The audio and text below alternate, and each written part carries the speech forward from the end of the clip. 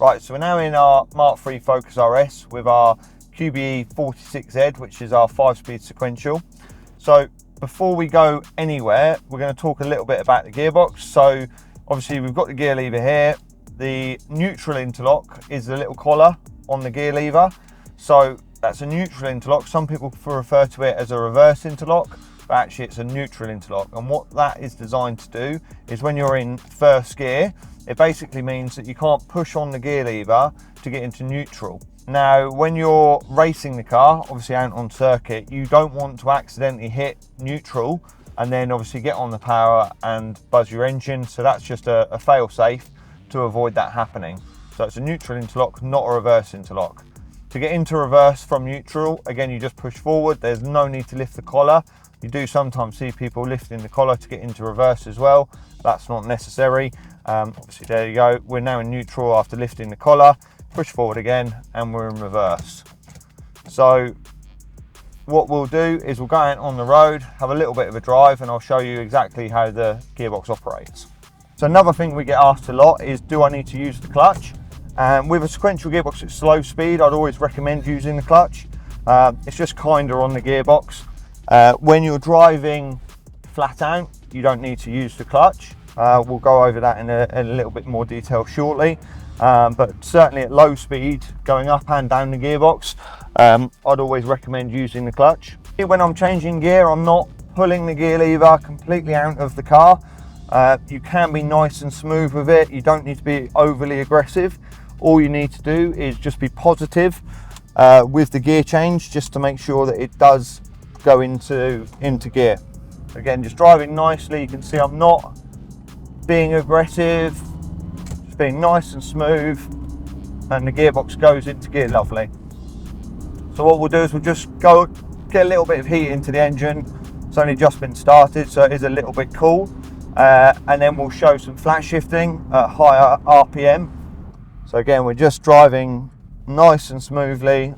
You know, we're not driving as we would on the circuit. So I'm using the clutch at every point at the moment. Now, when you're flat out driving on circuit, obviously if you've got the ability to heel and toe, then you can heel and toe on the way down without using the clutch. But for most people, I suggest using the clutch on the way down the gearbox. On the way up the gearbox, you don't need to. With a car with no electronics, what you do is you hold your foot flat, and as you pull the gear lever, you come off the power to change gear. And then once the gear has been engaged and you're in the next gear, at that point, then you get back on the power. It's important to make sure you do lift, because it just allows the dogs to disengage and allows the gearbox to actually change gear. So here we'll show an example of flat shifting. So we literally hold our foot flat on the floor. Once we get up into the rev range, see there, we're just changing. And again, I'm just using, 3 fingers. I'm not, pulling the gear lever completely out of the car, being aggressive. You see it a lot on other videos where people dramatize it and really pull the gear lever. You don't need to. Their sequential gearboxes are perfectly usable on the road. One thing you do need to make sure is when you're coming up to a junction, up to a roundabout, is you go down the gearbox. I'm not going to do it here, just to show an example. So I've just got my foot on the clutch, just coasting up to the roundabout. And what you'll find here now, if I stop, is that I can't get into gear. If that happens, all you do is you just lift up the clutch, let the gearbox rotate, and then it will allow the gearbox to go into gear. What I'd always recommend doing though is, while the car is still moving, just make sure you go down the gearbox, and then it just stops you. When you get to that junction, it just stops you getting that dog on dog.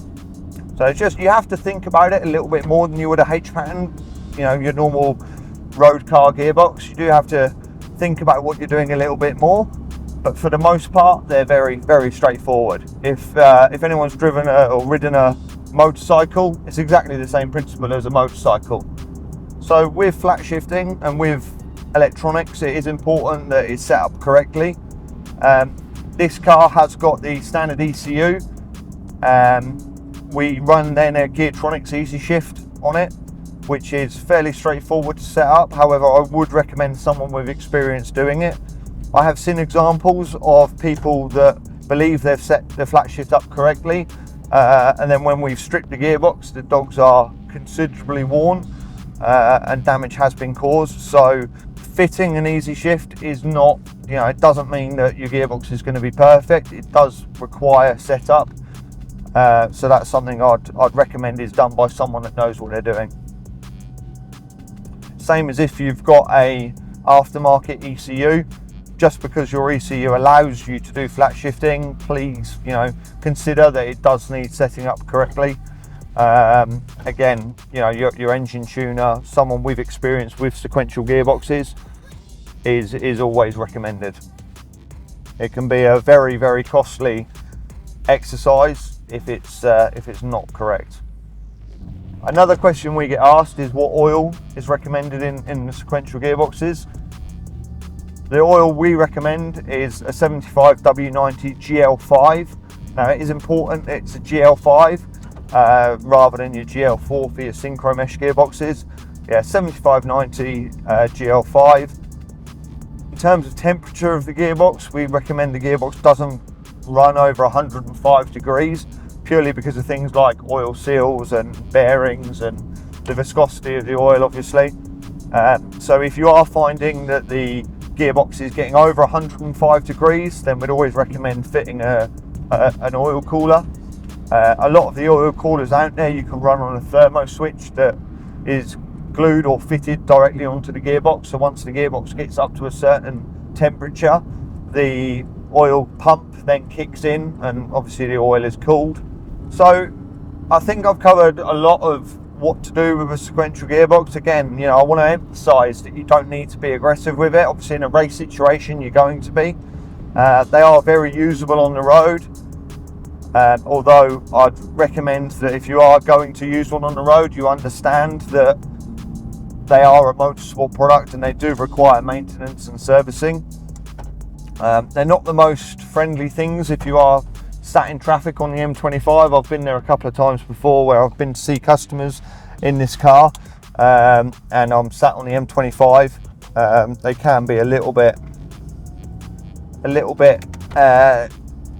difficult to work with in traffic, but for the most part they're very usable. In terms of noise, we've got obviously this one in here is a helical gearbox. You can still hear that whine.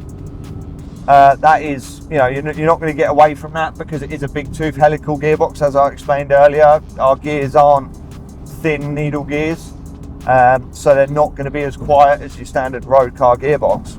Something we get asked with the ATB is it noisy? Am I going to notice it when fitting it in my car? We're on Mk3 Focus RS. It has an ATB fitted, and no, you won't.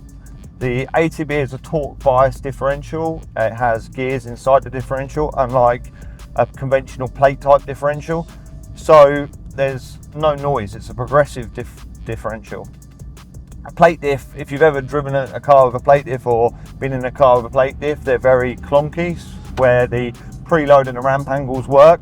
So it sounds like the back of the car is going to fall out. The ATB is not like that. The ATB, whether you've got an open diff or an ATB in your car, it feels exactly the same in normal driving. There's no weird noises. So if you do find yourself with an ATB and the car's making a funny noise, I can guarantee it's not the diff. It's probably something else in the car, whether a drive shaft or wheel bearing or something like that. So driving with an ATB, what difference will you feel over an open diff? Obviously in sprinted driving, the whole purpose of a limited slip diff, an ATB, is to go around the corner quickly. So the easiest way I can describe it is, if you imagine with an open diff, if you go down a back road that you're familiar with driving in a sprinted manner, then you'll subconsciously allow a little bit of understeer. So you'll turn into a corner and you'll subconsciously know that the car will understeer a little bit. With an ATB, it's a bit different. So with an ATB, what it feels like is that someone's got essentially a rope on the front of the car and is pulling the car around the corner. Whereas with an open diff, it feels like someone's pushing on the back of the car. That's the easiest way I can explain it to people, in the way that the car operates in a front wheel drive car. The HEB it's progressive, so you don't feel the snatchy when you go around the corner. It's nice and smooth. It just feels like someone's, the front of the car is on rails. That's the best way I can describe it. With the HEB, unlike again a plate diff, it's a non-wearing part, so you don't need to change the clutch plates, you don't need to adjust the preload in the diff after a certain amount of miles. It's a complete fit and forget product. And that's why we've sold as many as we have. We sell on average between 1,500 and 2,000 HEB diffs a month for around 300 different applications. We're constantly bringing out new diffs to the market and new versions. So if you've got a car that we don't manufacture an HEB for and you believe there's a good market for it, then let us know. If it's something that we're interested in and we believe that we can sell a lot, then we'll manufacture a batch of diffs. We're always looking for the next differentials to develop, so we're always happy to work with people if we believe that there is a market for it. So all our differentials come with a lifetime warranty. We've got that much confidence in them that we're happy to warranty them for the life of the car. Essentially, we've had significant testing done with the diffs, so that gives us the confidence that you buy once, you buy a Quaife, and that's it. You fit and forget it. You don't need to worry about it. If you've got any further questions that you'd like to ask, then please drop them in the comments below. I'm happy to answer any of those that you've got. If you've got any other gearbox, any other cars that you think we should look at doing a sequential gearbox for, then please again let us know. Drop us an email at sales@quaife.co.uk or drop a comment below, and we're happy to, if we get enough people asking for it, then we'll look at developing a gearbox for that application. So once again, thanks for joining us. Hope that this kind of video, you've enjoyed it. It's been a little bit more technical. Hopefully it's useful to you, and we'll see you on the next one.